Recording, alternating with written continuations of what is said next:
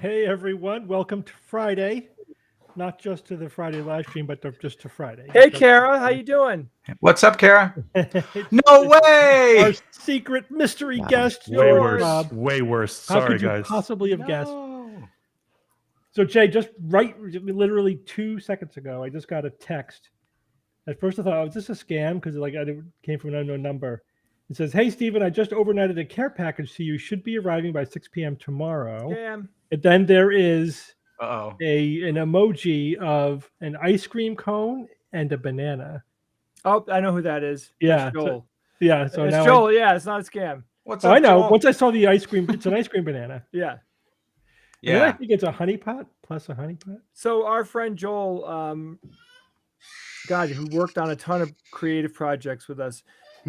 He lives in Florida, and he's growing ice cream bananas in his backyard. He's also a beekeeper. That's and the honey. Okay. His ice cream bananas have ripened, so we're going to get those in the mail. Is that the Gros Michel, or is that its No. own thing? No. It's its own thing. Its own thing. It's an ice cream banana. Wow. It's just one of those really tasty bananas that ripens too quickly to ship. So it's not really a commodity banana, but you can if you live in Florida, you could grow it in your backyard. I did, however, order So some Gros Michel. I ordered some Gros Michel, but they ship them whenever they're ready. Which could be a month or 2 months or whatever.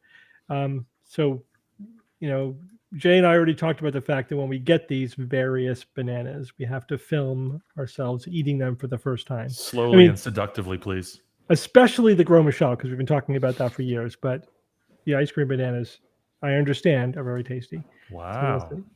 Do they look like regular Cavendish, or do they look differently? Are they green? Are they blue? Are they what? What's the deal? I believe so.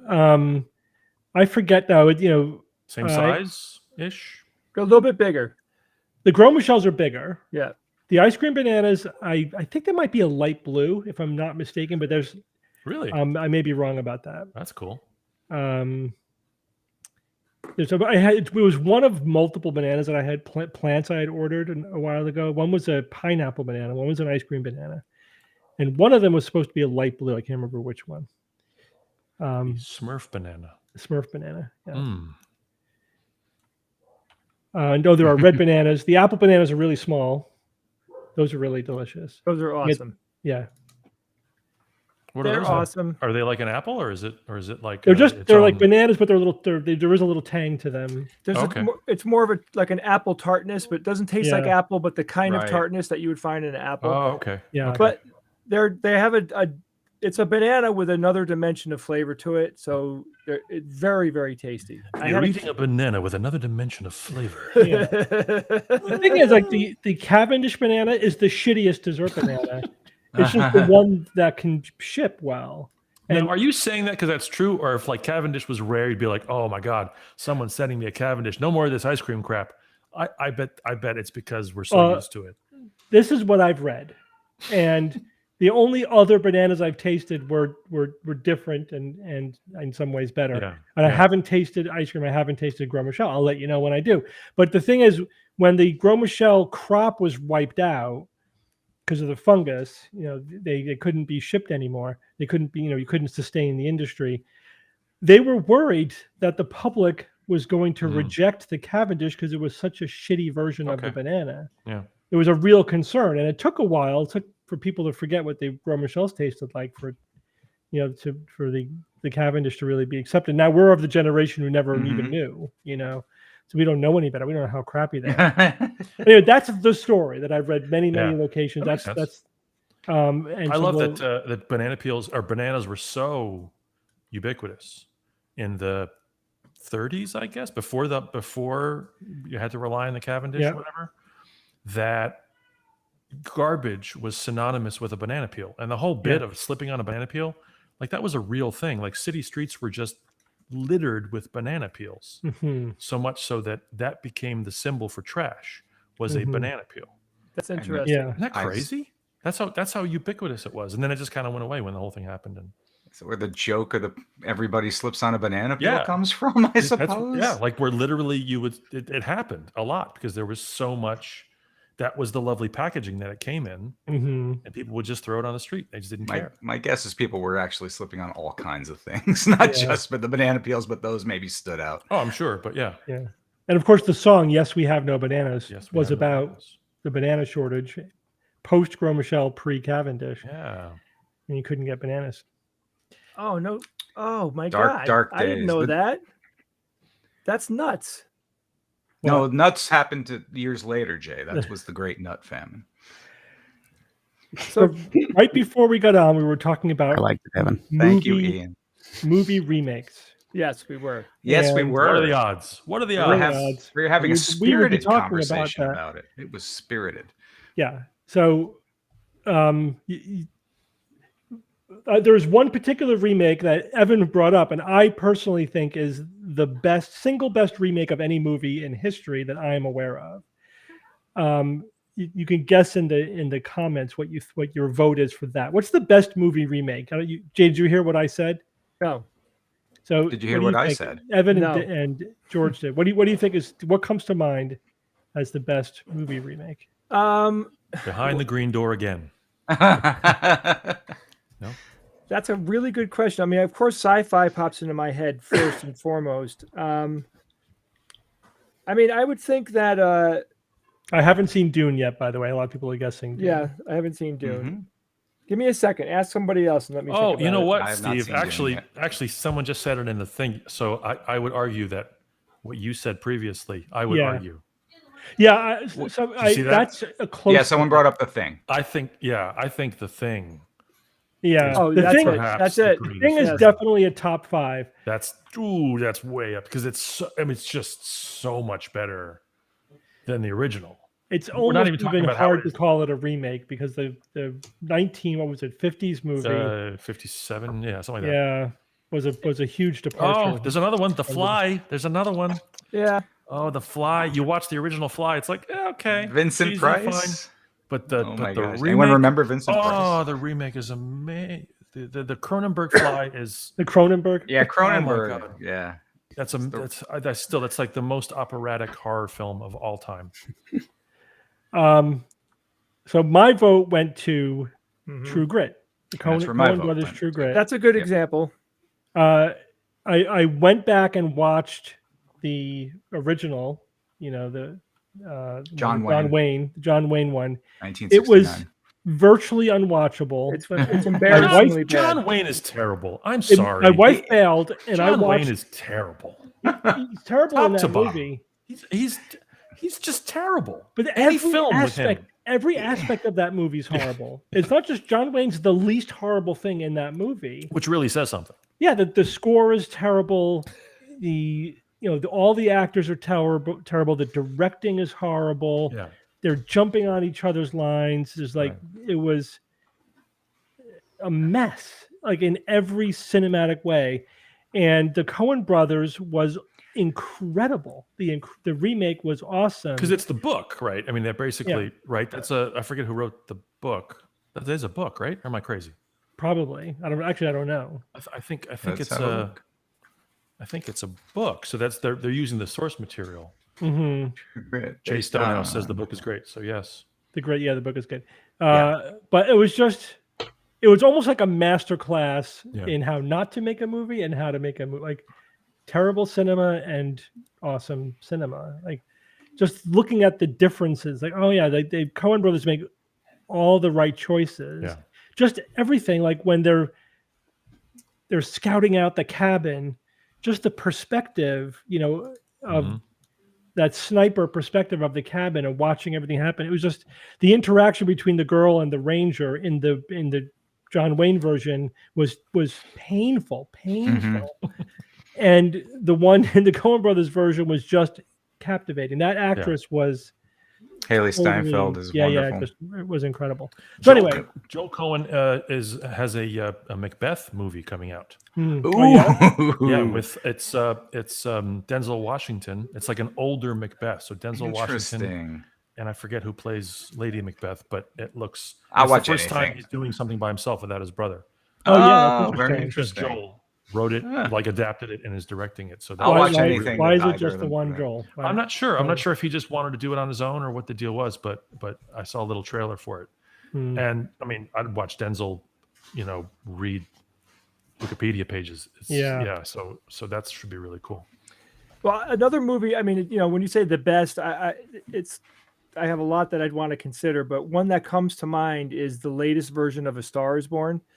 I think that was the third remake. Yeah, it was. It was a remake of a remake. Yeah, but was it like transformative from the Barbra Streisand one? No. I thought it was head and shoulders above the Barbra. It was better. Streisand. It was an updated, better version of the movie. It was not a transformation though, from a shitty movie to a great movie. Right. The Streisand movie is not a shitty movie. Right. That's the point. The shittier the movie, the greater that's the point. The achievement. I just say, and even though The Thing is great, and you can't compare it to the first one one's not a shitty movie. It's a campy movie. Right. No, it's of its time. It's of its time, and it's a classic kind of science fiction of its time. What about going in a horror film and like getting to the essence of the story? That idea of that shape-shifting creature, like that is just. And then it's dark ending, and it's just the best. Oh, it's just the best. No monster movie punches harder. Even Jaws, as great as Jaws. You gotta be fucking kidding me! It doesn't get it best delivered line of any horror film. Oh, it has multiple, and I don't know what it is, but it's weird and pissed off.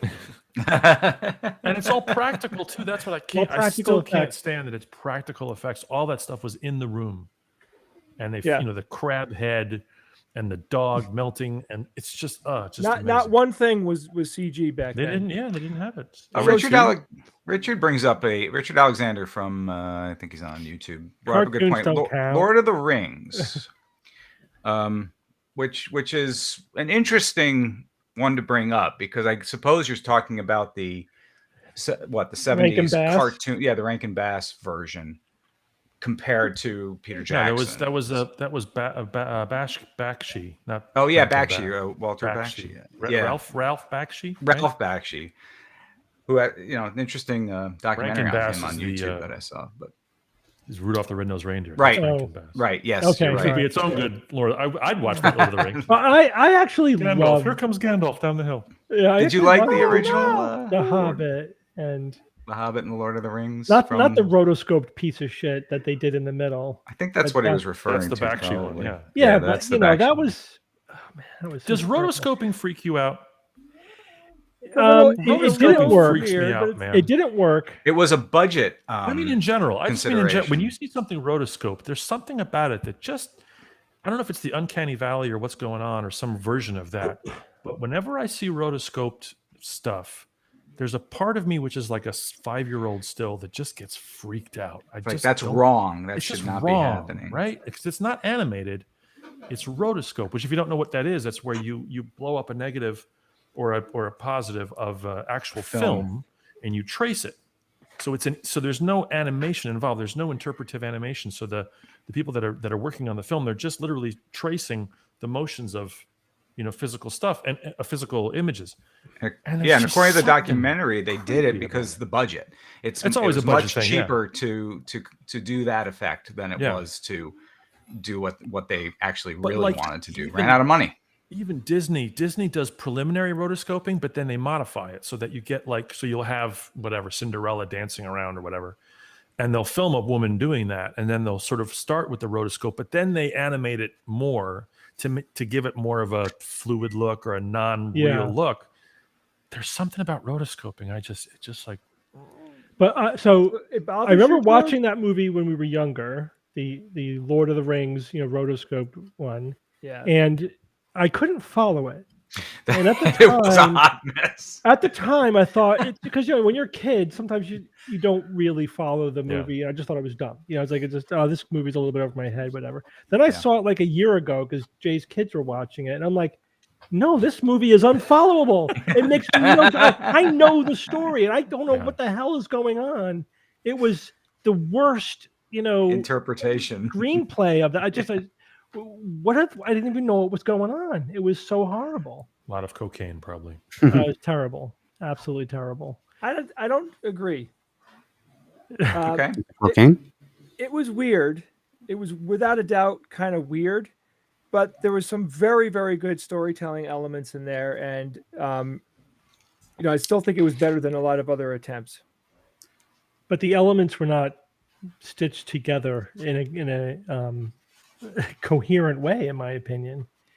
Have you seen the Soviet one? Someone just unearthed a Soviet Lord of the Rings. No. This was is that like the Turkish Star Wars? Sort of. This was made, I think it was made in the like Turkish Star Wars? There's a Turkish Star Wars. Turkish everything. Spider-Man, it's Superman. Infamous. There's no licensing agreements in Turkey, so they just make everything their own. In 1980, they just decided to totally rip it off. Yeah, and they take chunks of the actual Star Wars. So all the effect shots are real Star Wars, and then it cuts to the interior, and it's these different actors who can't act. And talk about unwatchable. It's awesome. It's all that stuff. Turkish Spider-Man is amazing. I got to look Turkish it up Star right Wars. now. It's like amazingly bad. Is that amazingly bad? Yeah. Yes, and just it's 10 car wrecks. They sort of embrace it. I just absolutely embrace it, and it's kind of like a Tim and Eric kind of sketch, but done sort of seriously. Yeah. But anyway, it doesn't have the cringiness of the Star Wars, Christmas special, that kind of cringy. Yeah, no, it's not that. It's like this. We're doing the best we can. It's just Who cares? like the lowest of low budget version of Star Wars you could ever There's an imagine. earnestness, which is really fun too. So, but sorry, George, you were talking about the Soviet. Yeah, I think it was late 70s, early 80s. There was like a 4 or 5 part Lord of the Rings adaptation that was done for Soviet television, which never was broadcast anywhere apart from there. Someone found Comrades of the Circle.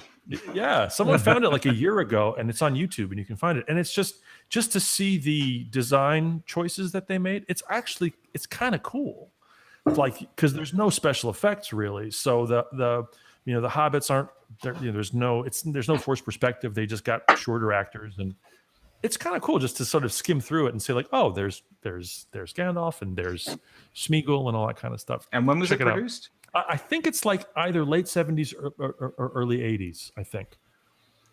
Wow. And again, it was a very, very earnest kind of, I guess it says 91. Safe. Oh, 91. There you go. Oh, 91. Okay. So it was a safe 91 thing that could do in Leningrad. No propaganda and no worries about, Western decadence or whatever. So they just adapted it. It's supposed to be kind of fun. George, I can't find the Russian Star Wars. How do I find that? Turkish. Turkish. I found that, but I don't see any.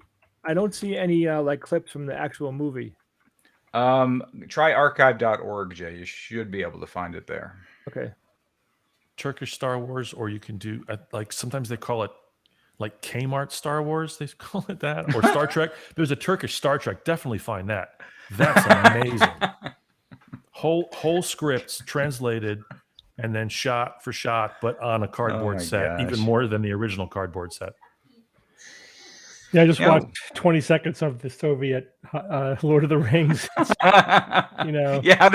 Steve, low production value. It's low production, yeah, but it's just, again, there's a certain earnestness to it. It's just like you gotta dig it. Filmed on the outskirts of Chernobyl. I don't know if did it have subtitles or no, probably not, right? Yeah, no, not the one I clicked the yeah. first one I could find. It wasn't subtitles. It's fun to guess what they're doing too. If you know the story well, to be like, oh, they're doing that scene. Okay. Yeah. Oh my God, the Star Trek is so bad. I can't. Oh, it's great, right? Yes, that's right. Exactly. Yeah. Exactly. Oh. You want to send it to me? You can put it on screen. Careful. Yeah, put it on screen. It's like what we would do as kids, right? Oh yeah, pretty much. Let's MST3K. Send me the link. But like adults, and and then just they'll grab effects off the originals. I don't know if that particular version does, but again, because there was no copyright issues or anything, they would just take film, cut scenes out of the original stuff and put it in. And loving the Russia comment. But they probably really, like if you're, I don't know, but if you're used to Turkish media, seeing at least some of the original special effects from Star Wars was probably blew. That was a huge deal. Yeah, they would actually project it on a wall and then act in front of it too. Yeah, that happens a couple times, and it's wonderful. It's just, again, like that whole MST aesthetic of let's do this. It'll be great. We have $100 we can spend. This whole episode takes place on one set. Oh no, wait, there's a second set. No, I mean, there are some elements that aren't horrible when you look at, the sets are actually a little bit better than I thought they were going to be. But I mean, the acting wholesale is really just about as bad as it can get. Ian, you going to show any of it? Yeah, here it is. I just wanted to get that intro sound because, oh my God. Look at that. Yeah, we did that. That's ours. That kills the copyright infringement. It's your basement. Look at it, guys. It's Steve's basement. It wishes it was the basement. Look at that beam. Look at that structural beam in the middle of the ship. I know. Look when the captain walks on. Look at the way he walks. There's no closed captioning. That's okay. We'll make up our own dialogue. Strange readings. The fake Captain Kirk guy is like, why is my shirt green? Why is my shirt lime green? What is that? Mint green. I don't know. I get away from the mint green guy. I'll walk this way. Spock! There's a VW parked just out of frame. Oh yeah! Oh, the swagger! He took swagger lessons for 3 weeks. I can't take anymore. That is a yellow shirt. Look at Very that. yellow. Oh wait, let's see if there's. Ooh, it's Earth. Earth-like. It's so green. So George, did it copy algae? I believe so. Yeah. Look at the close-ups. What the hell? There he is. Sprack. Commander Sprack. Eyebrow. Yeah. He raised the wrong eyebrow. He actually said it. Spock, yeah. Wow, they really ripped off everything. Spock raises his right eyebrow. That guy raises his left eyebrow. See? This is gonna be good. This is gonna be good. Right. Here we go. That's how you can tell it's not real. Transporter. Oh boy. Here we go. Here we go. Yeah. Oh, look, they covered him in maggots. Wow, and they just blurred blurred that it. negative, baby. Blur it out, yeah. It's called the maggot. Oh, I love it. That was better. Seyir defterine ek. Önce ekip gereken raporları almak ve profesörle karısını muayeneden geçirmek için gezegene indiler. Be sure to put the echo on full for the vocals on this thing, guys. So there's no red shirt, so they learned a lesson from the original. A space lady. I loved her. She was the green dress in the cave. I could do that. We all night. dated at the academy. She has a Turkish delight, which is delicious. Do you like couscous? Man, Shatner got a bad historical shake of rap. Hey, Totally. he won. He got to go into space. Totally. Bill wins the game. Okay, That's how at Turkey 90, sees Williams. Yeah, I know. At 90, he's on the news coming from space. I think Shat won. Yeah, he totally did. I mean, he wasn't the whole thing. We all do it. We've all made fun of him the same exact way. Yeah. But you go back and watch him on the original Star Trek, and he was pretty badass in my opinion. Mm-hmm. Yeah, films, everything. there was thought put into his performance. I mean, I mean, Leonard Nimoy too. Like, oh my gosh, what they gave them also to work with sometimes. Yeah. Like, oh, okay, yeah, we're gonna have to shoot this whole thing on a Western backlot because we can't afford anything. So yeah, go. It's like, all right, we have to sell these lines that are, we're doing our best. It's pretty amazing. Yeah, literally on a Western styled set. Yeah. I know. Here's your science fiction show. Make something out of this. This is all we can afford this week. Yeah. The next we got there's a Roman set free on the next stage. Let's right. So I'm curious to know, like, because you made me think of Bezos here, and they're chatting about him, and I've been thinking a lot about this guy. So yeah, I'll tell you a couple of things, and I'm going to ask you a question. So one, I watched a video of him before he was a billionaire, and it's remarkable. BBB. How completely different he was when he was a regular guy versus the version of him today. He's not the same human being anymore. I don't know him personally. I'm just, from my armchair and all the things that I've learned and seen and heard him talk over and over again. He presents himself publicly is what you're saying. So I'm curious to know, what was the difference, Jay? What was the biggest difference? Okay, so the older version of him, meaning 20 years ago, he was completely a dorky nerd, science-y computer kind of guy, which you would completely relate to, as if he would be a guy I could totally be friends with. And then, in my perspective, fast forward to today, and he is he's like a muted mockery of a human being. It's weird. He just doesn't have a soul anymore. Turned into a Bond villain. Yeah. He embodies that soulless thing that Zuckerberg has as well. Like, this just doesn't seem to be a real person in there, which means something. It definitely is. I mean, demonstrated. Is money a drug? Yeah, I mean, it's hard to imagine $1 billion not changing you. I know it's not just like, here's $1 billion. It's all the things you got to do to get it. Right. Right. Which is dirty. You're saying, like, you have to be a scumbag to be willing to, cause some what do they call it? Collateral damage, let's say, along the way. Although take advantage of people. Right. This week, crush your competition. This week on the SGU, the show that comes out tomorrow on the SGU, we interviewed David Copperfield, the magician. Yeah, it was really cool. And he's a billionaire. This guy's a billionaire. Do you know that? I don't know if you said this. He was a totally regular guy. He seemed totally normal to me. He is the #1 ticket seller of all time in the United States. $4 billion worth of tickets. Like in entertainment, more than the Rolling Stones, more than Michael Jackson. He's like #1. He's still doing 15 shows a week. The guy's a machine. I would love to go see him do a live show. And he was cool, right? You're saying he was cool. Totally cool. Wow. Mellow and cool. I mean, he seemed like he had a real purpose. He seemed like he really passionate about what what we interview him about. Oh, he's all in. He got excited about elements. He was like he at one point he said, hold on. He got up and he walked, because we were doing a video chat with him, and he walked away and he grabbed an object and brought it back to show us, like exactly like we do it. Like, oh my God, I got to show you guys something. It was really. What was the topic? What was he on for? His new book. Richard Wiseman and him and one other person co-wrote a book. It took them 3 years. About the history of magic and his museum with hundreds of thousands of objects and all the stuff. Yeah. So absolutely. Let me talk to you guys about this. George, I'm glad you said that. We got to go, but you know how we're going to get there? Practice. Don't do that. Sorry. I want to plan David Copperfield we're talking about. Extravaganza weekend, private show extravaganza weekend in Vegas. Done. So I'm going to do it. I'm going to call up my promoter on Monday and we're let's do it. Let's do it in the museum. Let's open for Copperfield one night. Sure. I'll call him up and say, hey, Davey, Bubba. That's right. Put the rabbit down for 2 minutes. Listen to my idea. You know how you guys have probably experienced this. When you're talking to somebody with genuine passion, like you just know it, you feel it. It comes out like the way they light up on a certain idea. Oh they ooze it. They they're like so excited they have to bring in these little bits of information or whatever, versus talking to somebody who doesn't give a shit, or they're just doing the job or whatever. Yeah, it's a completely what's different Bezos' vibe. passion? What's his passion?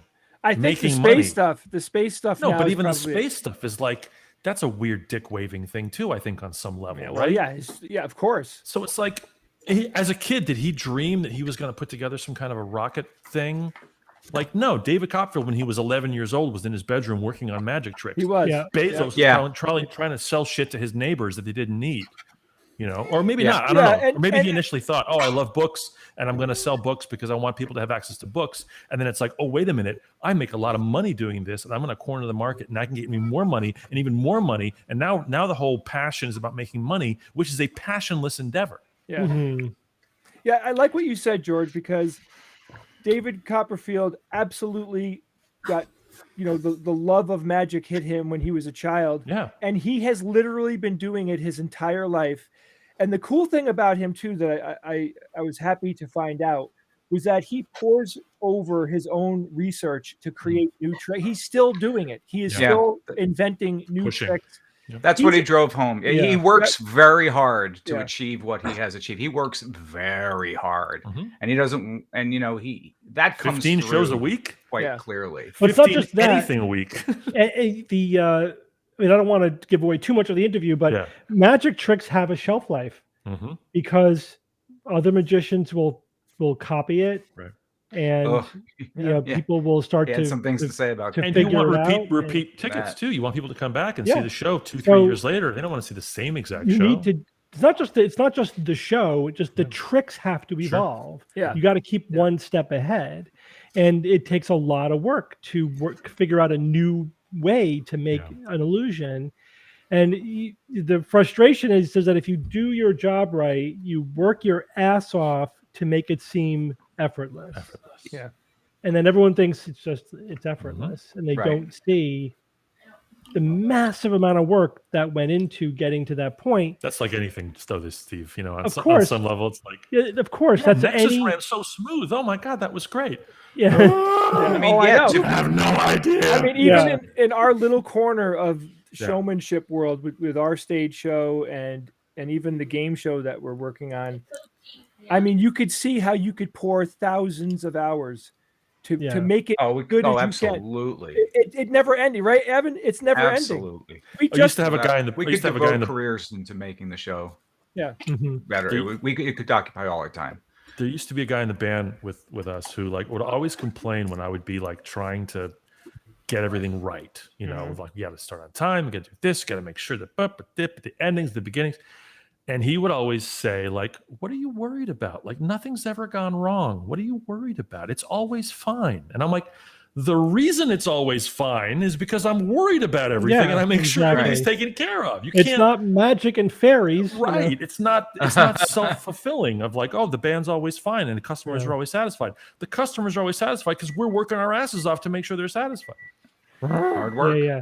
Hey, it's true to some extent of anything, although I think the difference between the amount of work that goes in behind the scenes, I think different for different things. Sure. As a physician, people know it takes a lot of work to be a physician, right? Even though I hope they do. I'm not doing a lot of work right in front of them. Clearly they knew it. People have some idea of what it takes to get there. But with a magician, I don't know. I think obviously they have, when you do close-up magic, there's obviously a lot of skill there, but the stage magic it's all the inventive process. It's the 1,000 failures that got up to the final thing that you see. Right. And even something like George, doing a podcast, a lot of people are like, that's so easy. I could do that. It makes it better. What do you do? I mean, go ahead. You get in there and you talk and it's good, It's okay, to some extent that's true. But, right. Now do it 700 more times. But there's a ton of work that goes into it that you don't see until you get there. And things are never as easy as they first appear. That's the advice. I'm sure you guys get the advice email. How do I make my podcast successful? It's we just got that 2 days ago. Yeah, here's how. And I'm trying to think of how to respond to it. It's do a show every week. Any tips on starting a podcast? That's what I say. I always write. I always say do one show a week. That's at least whatever time you want it to be long, consistently that long. One show a week, every day, every week for 10 years, and then write back to me and see where you're at. I know, right? That's the advice. I mean, the thing, you're so right, George, because and we've seen it. The history of podcasting is like littered with podcasts that lasted 3 months. Because the stamina aspect of it is actually one of the most important. I mean, sure, there's real advice to give. Pick a niche that isn't filled if you can. Do something in a different way. Do something that you're passionate about, because you better like it. You better love it, because if you're gonna do it right. And then you gotta be able to make yourself do that thing 50 times a year. And now, I mean, look at us now, George. I mean, we're doing our podcasts and we're producing 2 other shows worth of content. It just doesn't stop. It doesn't stop. You just keep going and going and going. I know. Yeah. Robert Fripp says, first persist, then keep going. That's the secret. Yeah. I mean, one thing that's happened to the extravaganza that I love, that I think is really cool, is so 2 years ago we were at Seattle. It was like our 10th show. I don't remember for that tour, but we were really on a very good train there. I had other things booked in the future. We were really going to be moving forward heavily into doing that. And it came to a screeching halt, and we literally didn't talk about it for almost 2 full years. So when we re-engaged and said, hey, we've got a show coming up finally, and the pandemic isn't killing it, it's going to happen. We started to, we had to reacquaint ourselves with every little nuance of the show. And we watched the video of the last show that we did. And the cool thing was that we got to watch the show with new eyes.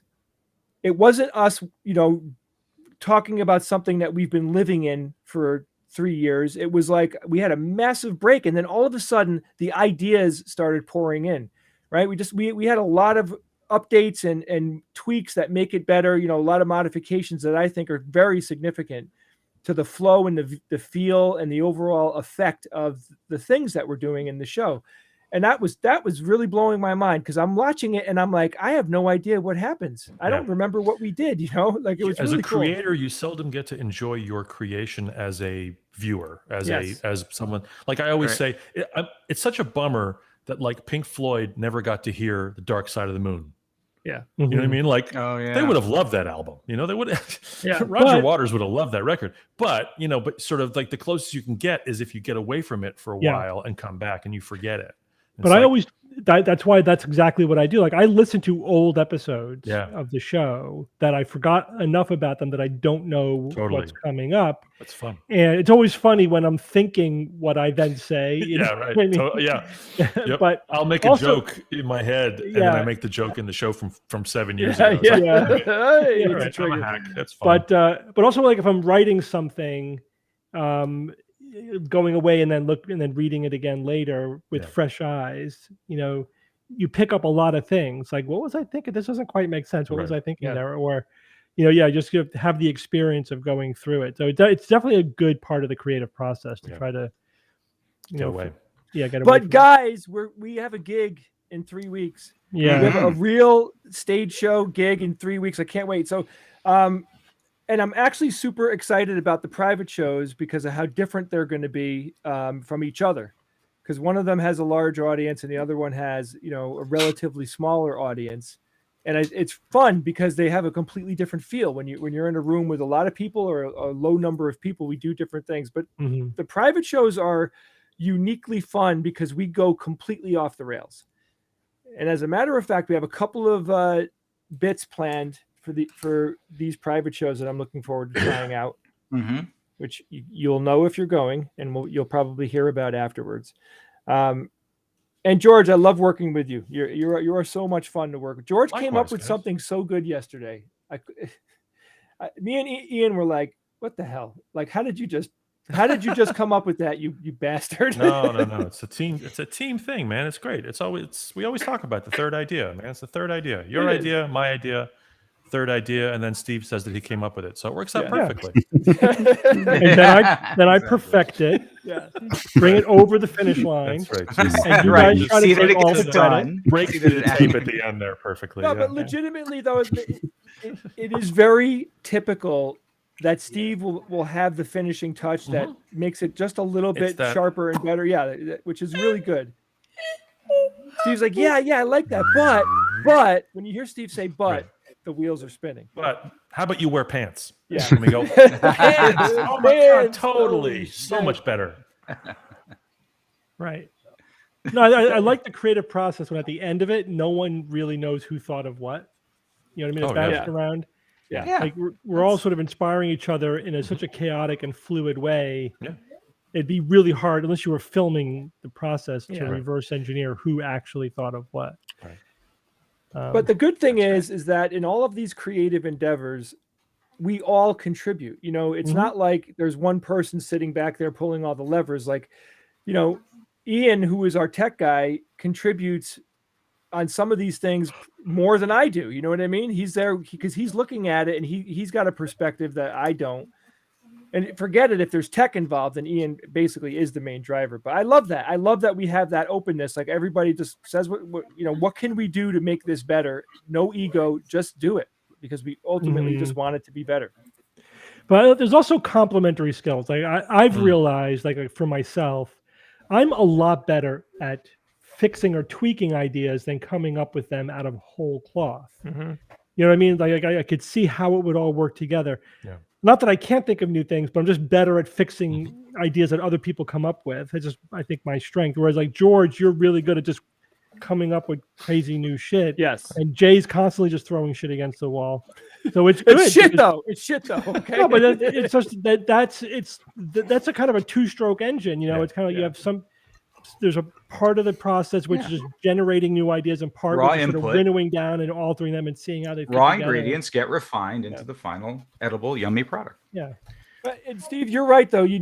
There are people who serve as a catalyst, right? Like some of us just throw ideas out and they help generate other people's ideas, right? So it all works. We have a good array of different minds that can come up with stuff. I always try to imagine in my head, like, exactly how is this going to work? And that's the thing where sometimes that really hasn't been worked out. Like there's an idea, maybe even some really good ideas, but it's like, but wait a minute, how exactly is that going to work? And then that's where it has to sometimes go over the finish line. Right. You know, how does it look? How does the audience going to be receiving this fresh too? Is always fun. Where it's like, okay, we know what we're trying to get across, but it's going to come across the way they want it. Yeah, it's like when you're doing a live stage show and you're doing a new bit that you just haven't done in front of an audience before, because there has to be a time, right? There is always that moment where you're holding your breath, like, is it landing? Is it landing? And I felt both profoundly. Professionals, that's what they do, is they workshop and iterate their material. Like comedians will test their material against an audience and they'll iterate it and just keep doing it over and over and over again. It's a process of testing against an audience. The problem is we haven't done that many shows, you know, from that kind of perspective. So we are going on a lot less information because it's such a production. You know, we have to, you know, to do the show. It's not like, you know, we could just step in front of an audience and test out some material. You know what I mean? Comedy is the only sort of creative art form that is 100% dictated by the audience. There's no other, everything else, like, you know, the writer writes alone, the musician kind of writes, and you might get, oh, this song is more popular than the other, this movie is better, this play, maybe we'll cut some scenes of this play. But comedy is so curious, that stand-up especially, that if a joke doesn't land multiple times, like, it's gone. And that's purely decided by the audience. And it's a very specific thing. And so because we have comedic aspects rather of our scientific show, that in that way. It is, and it's very binary too, because laughter, that's what's so curious about laughter, is you either laugh or you don't. You can watch a dramatic scene and be moved by it. And you can cry, you might not cry, you might be emotionally moved. But it's nowhere near the same binary response of ha ha ha ha. And it's like, it's undeniable. You know, that's why I mean, I can play music in front of strangers all day. Telling jokes in front of strangers, oh, that's torture. And that's George, torture. It's immediate, objective, and quantifiable feedback. Quantifiable, undeniable feedback. Yeah. They're laughing. As opposed to, like, you don't have to interview the audience. Did you think that was funny? If you have to ask, the answer is no. You like the song? But we also found that could be turned into that different audiences, different regions of audiences have behaved responded differently to different bits. Like, I remember the Philly show versus the PA show. man, those two audiences were Pittsburgh, rather. The Pittsburgh show, the audiences felt completely different, responded differently. Yeah, but I mean, comedians talk about an audience being good or bad or whatever. I think there's a dynamic within the audience as well, in terms of the size, the atmosphere, how warmed up they are, how late it is. And, the room, the audio, all that really affects things too. Like how good the sound is. A couple of this is why they sometimes will seed the audience with laughers, because that people laughing at other people laughing. That's what Jocelyn's for. She's great at that. She's so good. You could do it professionally. The best laugh. Absolutely. And what's funny about this is Steve's wife we're talking about. She's seen us perform a million times, and she will throw out a laugh. She'll be the only person that laughs. And the remarkable thing about her laugh is you can tell exactly where she is in the room. It's literally like sonar. Jocelyn is right over there. It's better than GPS. 15 rows back. It's amazing. On the early episodes of Monty Python, the first season, there was a woman, I think, Carol Cleveland. Not Carol. Was it Carol Cleveland? Well, she was the female Python. Yeah, no, so not Carol Cleveland. It's the woman that plays Polly in Fawlty Towers. I forget. Yes. Anyway, I can't remember she the was name. dating John Cleese for a while. Anyway, she would sit in the audiences and she had this screeching laugh that would cut through, and you hear her in all those first episodes because she's one of the only people laughing, especially in the very beginning. But it really just primed everybody. What's her name? Connie Booth. Connie Booth is what I'm seeing. Connie Booth. Yeah, and it was with a C. But Sherman, I think, is the last name, right? Polly Sherman. Oh, and on the character. But she had this kind of like that would cut through, and whenever I hear that now I think of Jocelyn like sitting in my Python audience. It's the same thing. It's so great. George, with your show, when Donna laughs in the background. Yeah, it's been a while because I don't record it with her anymore, so it's been a while. But yeah, I always like that too. And she would chuckle. It literally makes the whole mood elevate just from hearing someone in the background have a response. That's why canned laughter, man, is very powerful. Yeah, no, I mean, Desi Arnaz and Lucille Ball, they figured that stuff out early on. Like, get an audience in there. Did they invent the laugh track as well? Well, they had a live audience, so they had live audience. I know that the 3-camera live audience setup was theirs. But their audience laughter is still used in laugh tracks today. Oh, because it was that powerful, yeah, right? So they would record it, and those shows, I guess the guy that developed the laugh track used the audio from those I Love Lucy shows. I don't know if it's still true, but it wasn't, at least through the 90s and 2000s. And so like that was the weird thing, that when you're hearing a really great huge laugh on some show that's been beefed up, those are dead people laughing. Yeah. Which is kind of creepy. Oh, boys, speaking on that note, I got to run. Oh, yeah, you have a... Wait, don't say where you're going. Oh, don't say where you're going because you're part of the quiz tonight. I'm part of the quiz? Yes. Okay. So in order not. I asked. All right, thanks, George. Hi, George. Goodbye, George. Have a nice Thanks Friday everybody in the chat. evening. It's always lovely to watch the chat as it rolls out over there. Yeah, it is fun. Everybody, and I always appreciate it. So be safe, everybody. We'll Bye, see George. you soon. Okay. Laters. Bye. Should we do Evan's puzzle? Let's do Evan's puzzle, and then we'll go to the quiz. My puzzle. So I go looking for different things, obviously, to make my puzzles with. So in my exploration for this particular one, I did decide to go with straight up. You guys know what this is, right? Braille, yeah. Yeah, it's Braille. Looks like Braille. It is Braille. Like a computer punch card.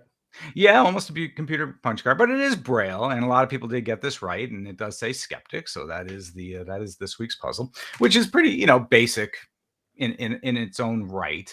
But the reason I got to Braille is because I was looking up actually a different kind of puzzle on which Braille was based. It's called sonography back in the early 1800s, which was a code used by the French military in order to send messages to each other in the absence of light at nighttime on the battlefield.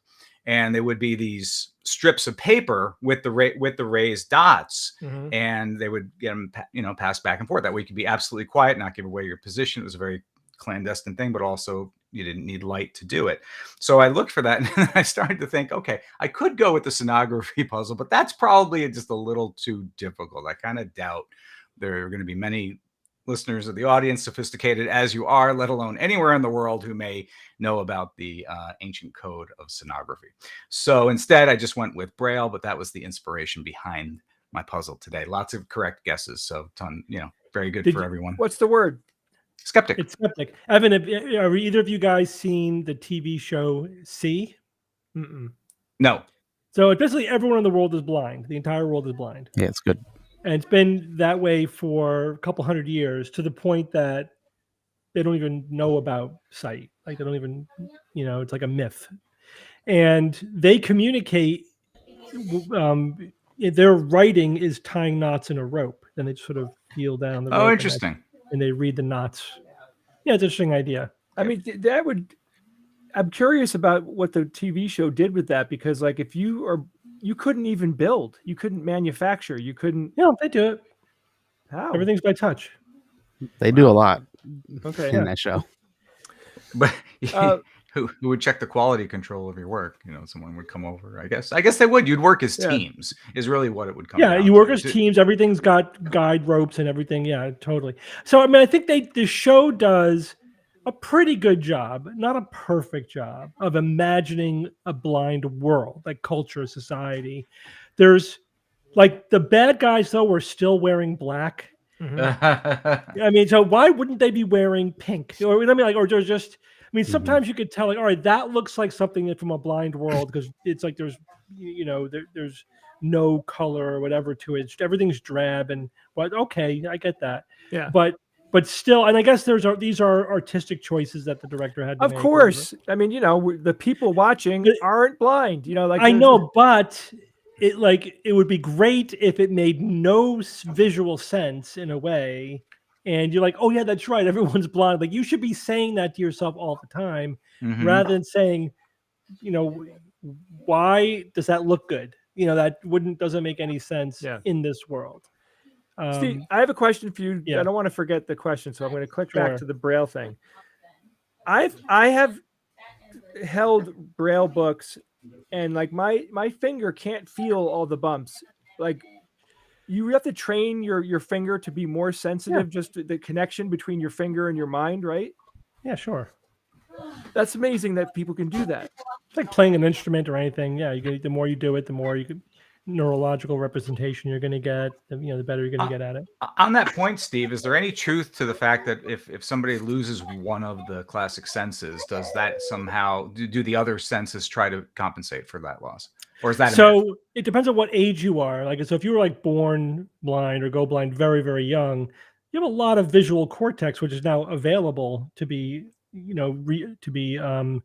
recruited for other things, for other sensory processing. So sure, you actually could have more brain dedicated to hearing and touch or whatever, because you don't need it. You don't need all that visual cortex. Oh, wow. So that makes sense. Yeah. If you're older, you already have the cortex that, wired in for seeing, and then you go blind. It not as much, right? There's some plasticity, but it never completely goes away, but it does go away over time. It diminishes significantly, as we get older.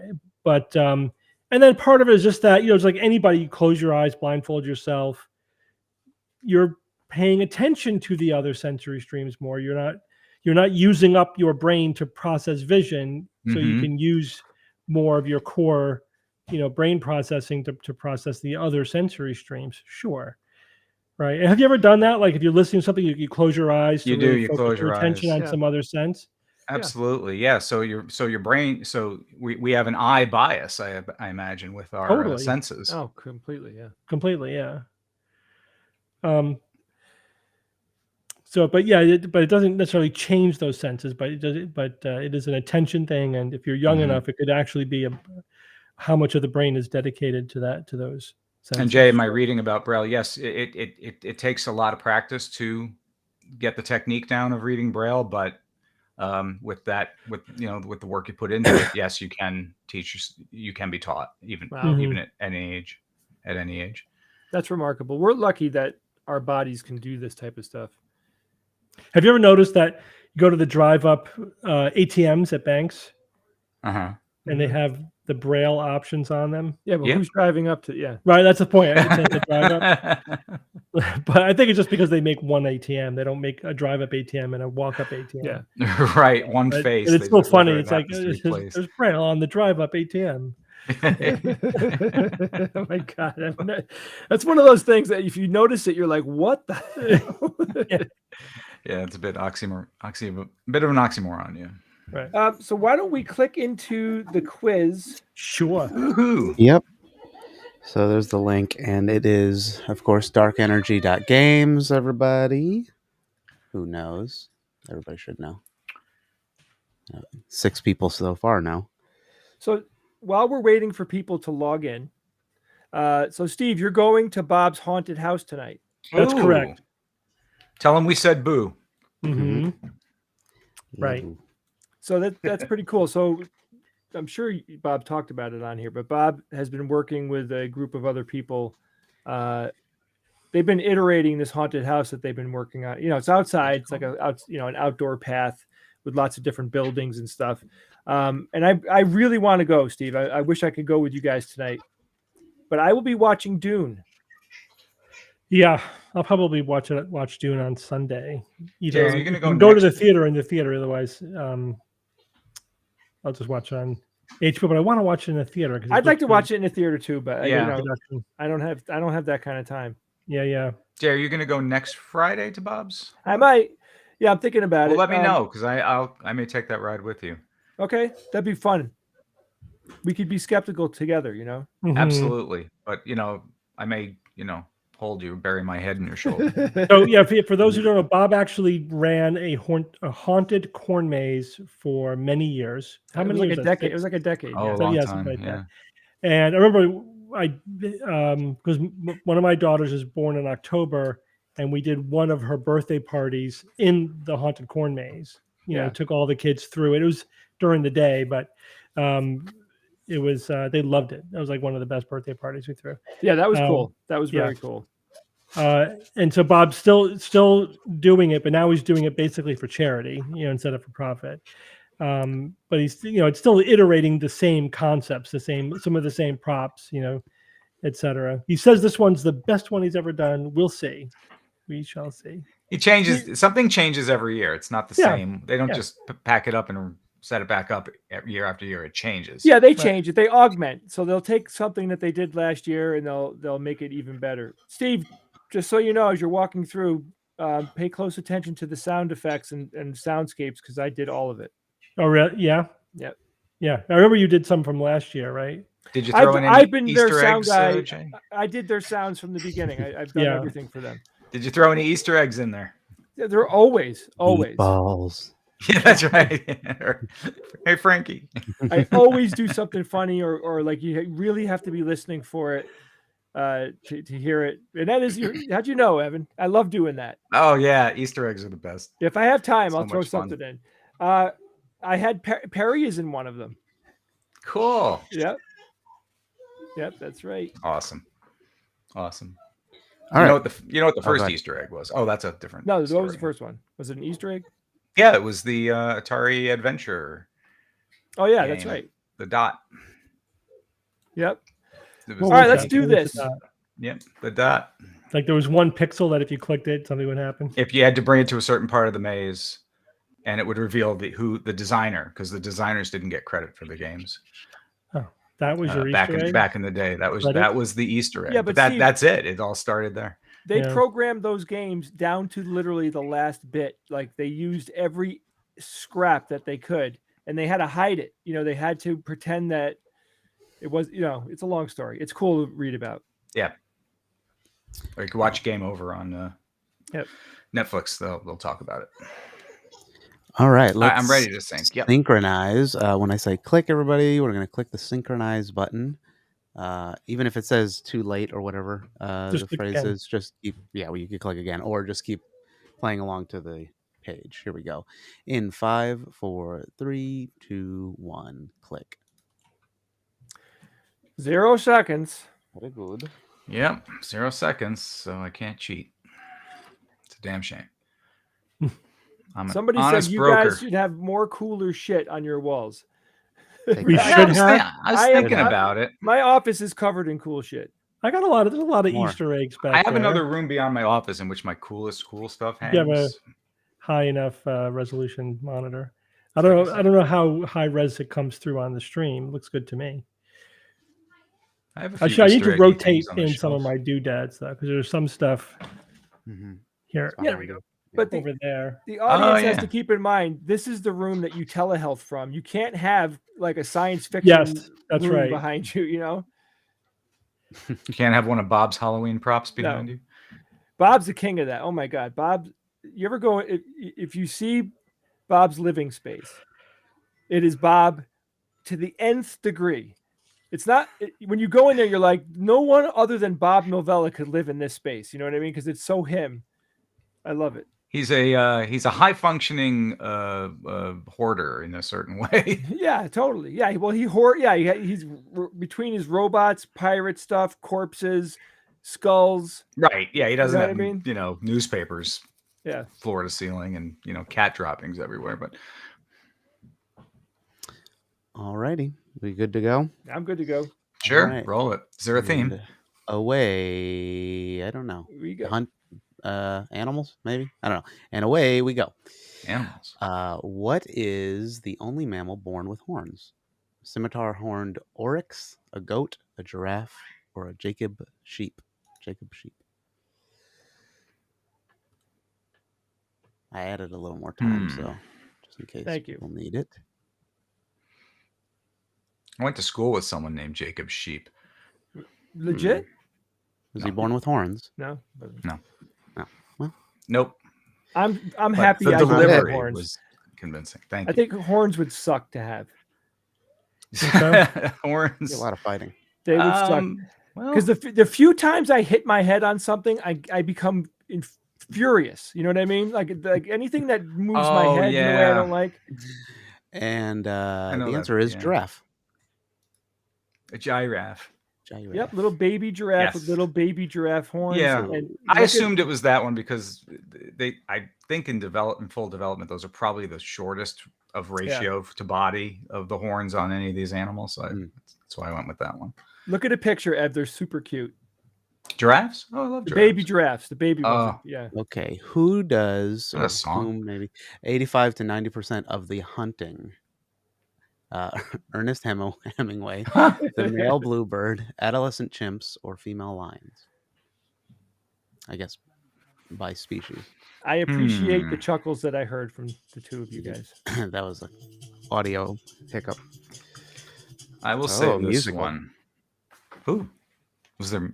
I missed it. Did somebody? Yeah, well, it was just like. Was that from the Turkish Star Trek? My God, I got to watch a little bit more of that. Yeah. Jay? I'm still watching the Soviet Lord of the Rings. I mean, You Please watched send me it? the link. Nothing in Could you the link us in the background. chat with that, Steve? it's amazing. I can't so- take your eyes off it. Go ahead, Ian. The answer is female lions. Do 85 to 90%. The male Yeah. lions don't do a damn thing. Damn thing. They sleep and They they don't do eat. it for very long. Oh my You know? God, Steve. I think they do it often. Soviet. However. Are you jealous, Jay? Oh man, this is bad The way. stuff here. All right, next one. What animal's bite is strong enough to crush a bowling ball? A lion, a boa constrictor, black wolf, or a grizzly bear? Duck pin or A full size bowling ball. ooh, like Big Lebowski bowling ball. Yes.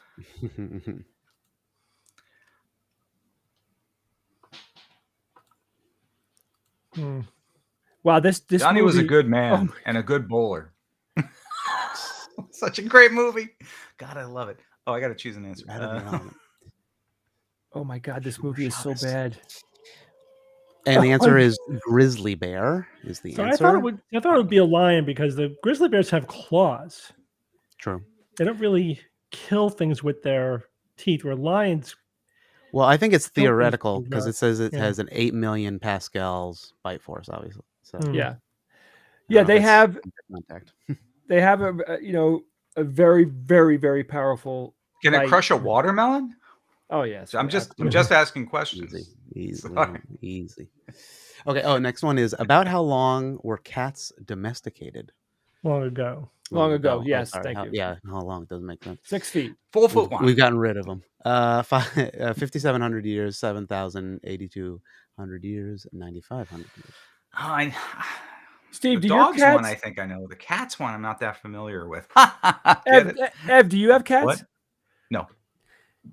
Steve, do your cats ever deliberately pee or poop in your house to because they're pissed off at you? No. My cat does that from time to time, and I can tie it back to something the cat didn't like. And the answer is 9,500 years ago. Yeah, we've been with cats for a long time.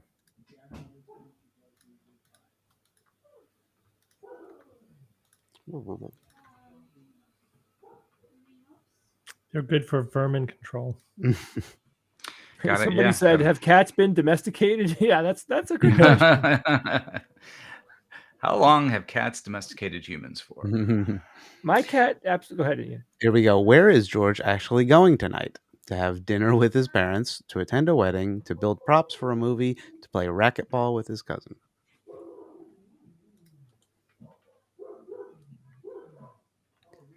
Who is actively tracking George's movements? It's not like we had him chipped or anything, right, Steve? Well, he did get the vaccine. Just kidding. Hang on, let me call up the app. There he is. The George app? Is there a George app? Yeah. It's called geo-tracking.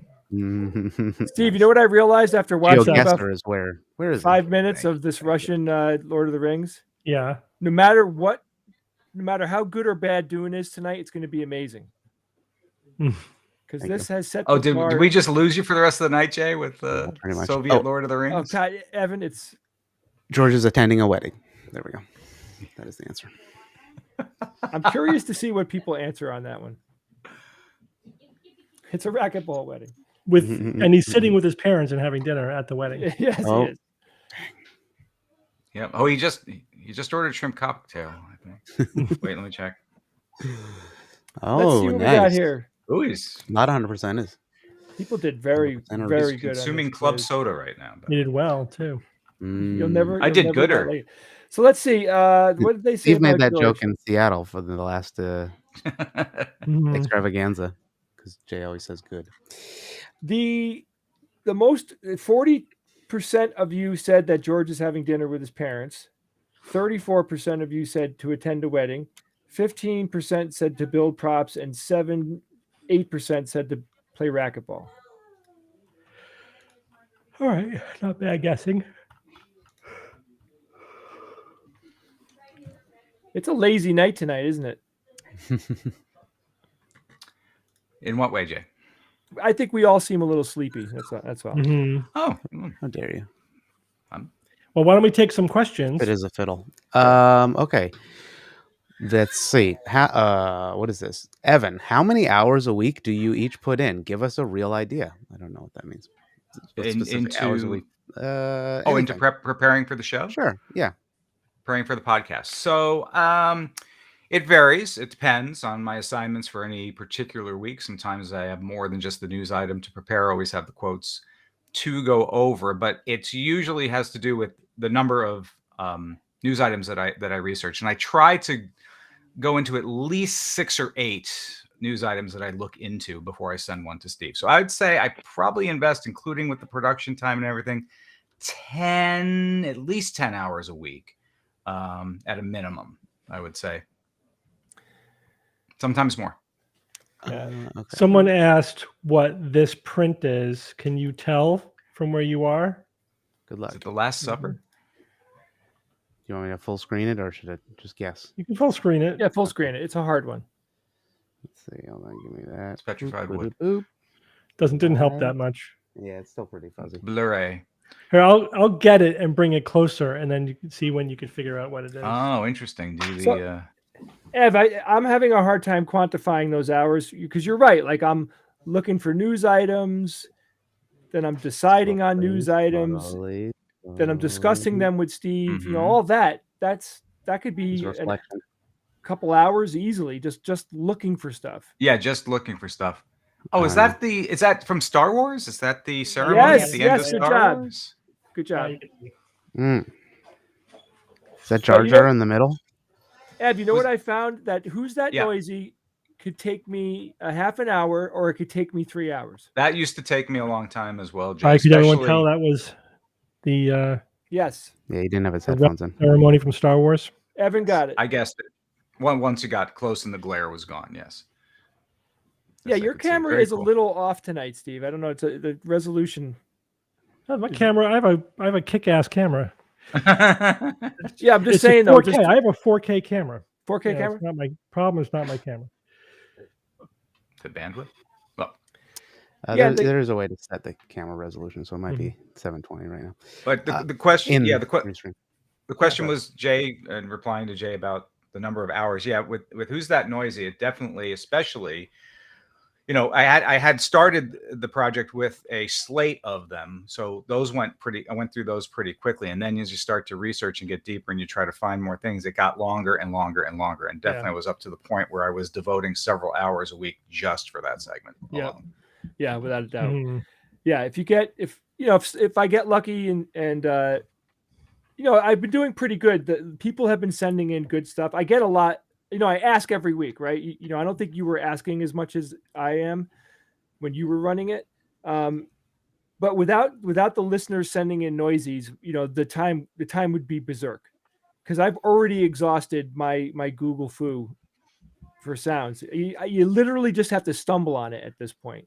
Right, or be led to it by listeners, like you said. That is a good way. In fact, that's what I do with some of the quotes, and as well, I'll use listener suggestions on some quotes. So God, send those in as well. When I was doing the quotes, my God, towards the end, I was like, what? I was starting to quote people who shouldn't have been on the show, in my opinion.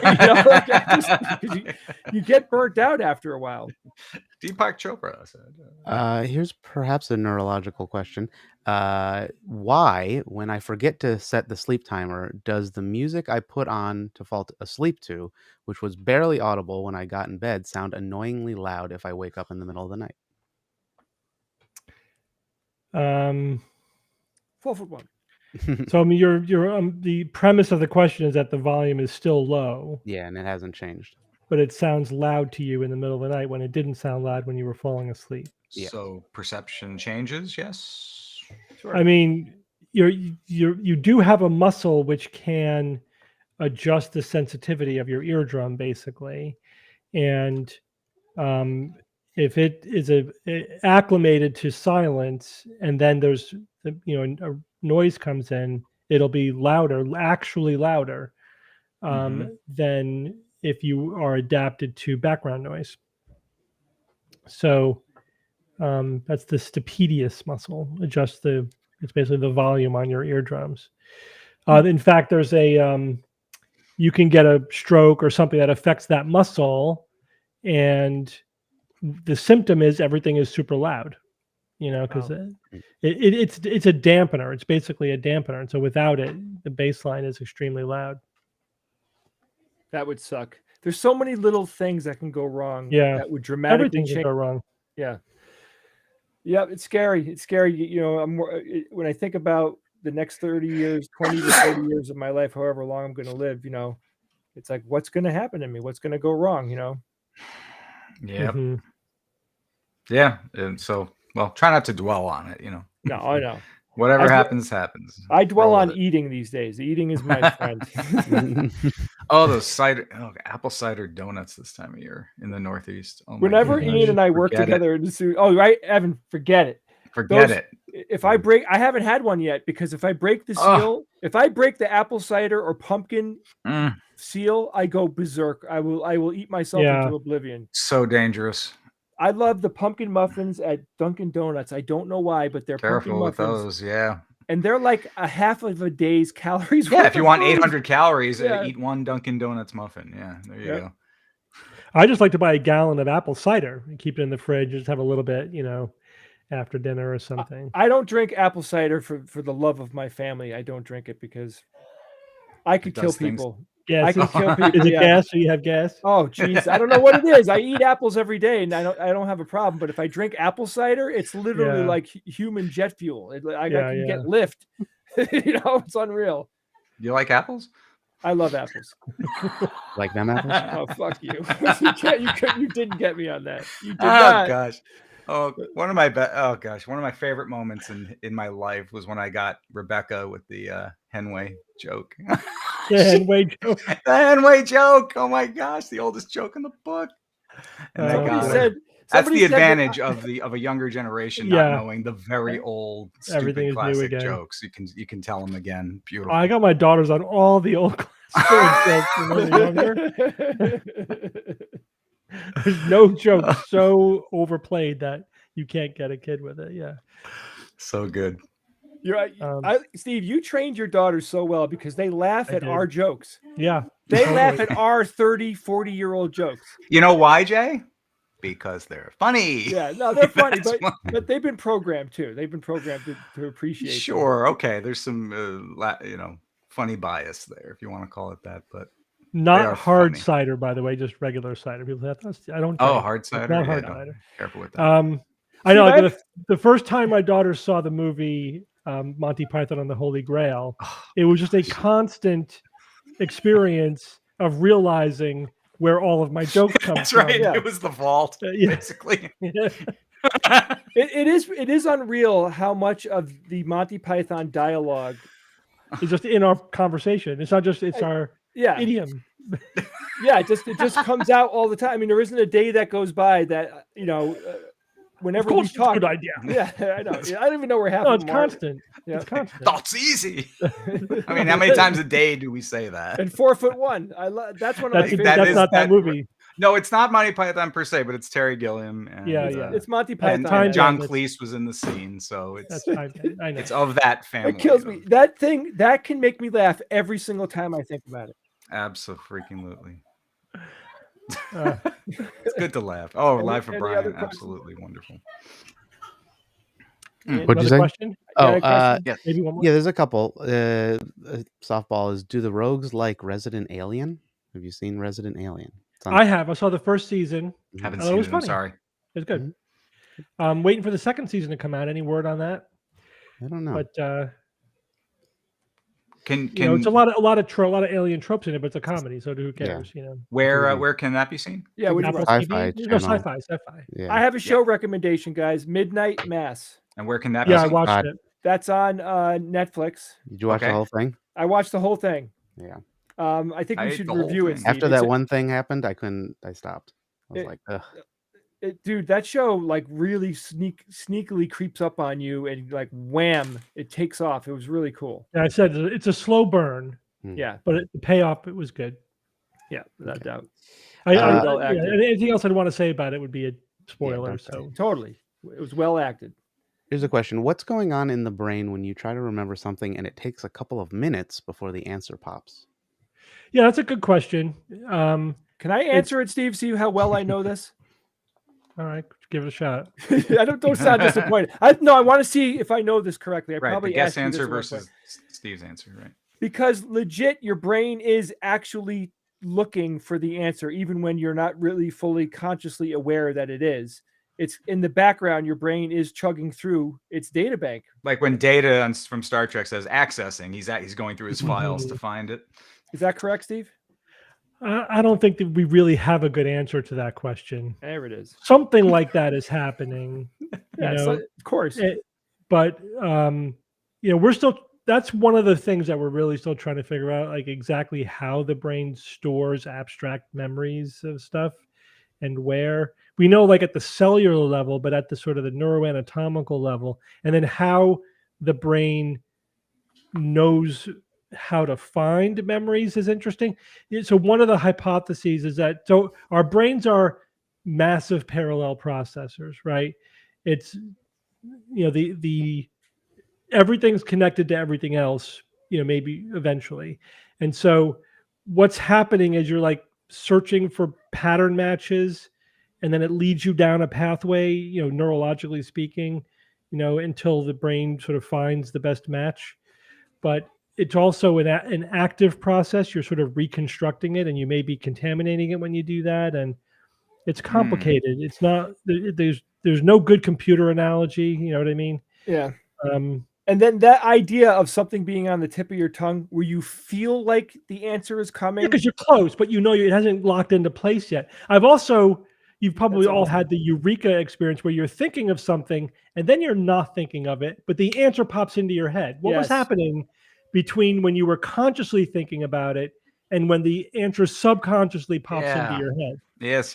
Yeah. And sometimes it's not even an answer, like a memory that sometimes it's a solution to a problem you were trying to figure out. And Steve, why is it a lot of people complain about this?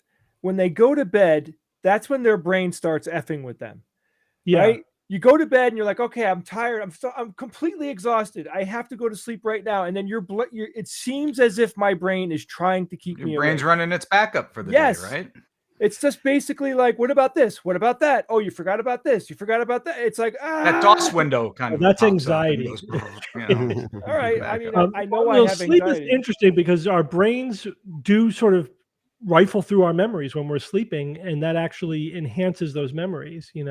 And if you don't sleep properly and dream, you don't remember as well. Like you don't actually store those long-term memories. So it's part of the process of consolidating, as we say, the long-term memories. But which again, we're still sorting out, like the short-term memories and long-term memories are the same in that they're stored in the same place, which makes sense. Like if you have a memory of a picture, that immediate short-term memory of the picture is the same pattern of neural connections that encodes the long-term memory. It's just that at the cellular level, the mechanism of maintaining that pattern is different, whereas one is short-term and one is long-term. And the short-term memories don't always translate into the long-term. Right. They don't consolidate into those long-term memories. But we're still sorting that out. So, I don't think we have a totally tweaked out answer to that question yet. Steve, don't you think it's fascinating how, yeah, probably. I love the idea that we're born with likes and dislikes and favorites and non-favorites. Like we're given so many decisions that were literally just a happenstance of the development process. It's not like totally locked in. It's always an interaction with the environment. There's a predisposition, I would say, is the best way to think about it. But some predispositions may be very slight and others may be really strong. Yeah. So some people could go either way, whereas other people's like, yeah, that was something that they were born with and it was pretty much locked in from a very young age. Yep. But then again, the environmental factors also exist on a spectrum from mild to moderate to extreme, and extreme environmental pressures can override any genetic predispositions. You know what I mean? Extreme pressure. Yeah, like if you are raised locked in a closet, it doesn't really pretty much matter what you were born with. The Monroe box. Yeah, the Monroe box. It's gonna do. You're gonna turn up with the same effed up way. Or if you're abused or whatever, like there's something really extreme environments will overwhelm predisposition, but really extreme predispositions will overwhelm environmental factors. But for most people, most of the time, for most traits, it's an interaction between them. Well, my love of meatballs, literally, I was born with it because when we were kids, going to Christmas, going to our grandma's house for Christmas. This was my dad's mom. Yeah. I was eating meatballs, like overeating meatballs from like the age of 5. Mama's meatballs were epic. Yeah, they were just unbelievable. I mean, I think, we were born with liking fat and salt and savory flavors and stuff. That meatball is the particular cultural expression of those more basic predispositions. Jay's blood type is M positive. It is. There's something about it. Oh, marinara. God. Why couldn't I have loved broccoli? You know what I mean? I would be so much I do healthier. love broccoli. I love broccoli. I do too, but I don't. But you're right. I love At 3 years old, I didn't develop my love for it. Right. Yeah. But I can really enjoy eating broccoli prepared a certain way in certain dishes and everything, but it's never the same as covered in meatballs. Yeah, as a really good meatball. Yeah. Like there's a ceiling on how good broccoli I get that. But I put it to the two of you guys. I put it to the three of you guys. Because Ian is there. Yeah. He is. Can a human being truly enjoy eating broccoli as much as like a meatball. I just don't think the vast majority of the way that the human palate is designed, I can't imagine that people would defer to a piece of broccoli over something like Just a hack meatball. Hack your brain. Easy. Right. Ian, who doesn't eat meat. Are you a pescatarian, Ian? Yeah. Fish He's are very stupid. pesky. Fish are stupid. So do you have kind of from someone from that perspective, as someone in that class, what's your perspective on that? Broccoli is good. I love broccoli. Yes, but do you enjoy it as much as say some other, very favorite? No, I mean, I grant that meat tastes really good, certainly. And but I don't really miss it. So like, I don't know if I could just subsist on broccoli though. So there's got to be flavor, but I think it's most the sauce. It's like 90% sauce. Oh, certainly. 10%. Certainly. I mean, Ian, when we did the 12-hour show, I made you Impossible Burger meatballs, and you know what? They were freaking good. They're good. I mean, I like they them. came out good. Even being somebody that eats the Impossible stuff, I can tell that regular meatballs are like, you'll never confuse it for an actual meatball. No, not right now, but it's getting better, but not right now. But Ian, even that savory, even getting savory from the Impossible Burger, the taste is fantastic. It really gives you that. Yeah. Yeah. Certainly. And that I mean, it helps me, but we'll get better. Getting there. Everybody just eat broccoli tonight. I don't know. Hopefully we'll put this brain worm getting healthy. I'm having chicken pad thai tonight. That sounds good. I love it. There you go. I'm having fish tacos with the chipotle sauce. All right, boys. Again, another fun week. You never know what you're going to get. You never know what we're going to talk about. Broccoli was big Movies, this week. Braille. If you happen to be in the Denver area or the Colorado area and you want to come see us do a live performance, we record the show live in front of an audience, and we do a lot of fun stuff. It's quite different than the typical show, right? Because we're interacting with the audience quite a bit. You can go to our website at theskepticsguide.org, and you can go to our events page and you can check those out. And for those of you who are coming, I'm really excited. I can't wait. We're all very, very excited about this. Back in the saddle. Yep, I know. Absolutely. We're here. I'm really looking forward to it. So I finished our itinerary today, by the way, Steve. Good. Proud of you. So go through that, please, so we can make sure everything's good. All right. Got everything. Yep. All right. Enjoy the show this week. We'll see you guys next week at the live stream. Enjoy the concert, Ev. Oh, yes. Thank you. Tomorrow night concert. I'll talk about next week. That's right. Every Friday, by the way, everybody, 5 p.m. Eastern, if it doesn't say so on Patreon. Unless otherwise instructed. Yes. Right? Thanks, night. Ian. Goodbye. Thank you, Ian. Bye, everyone. So long. Bye.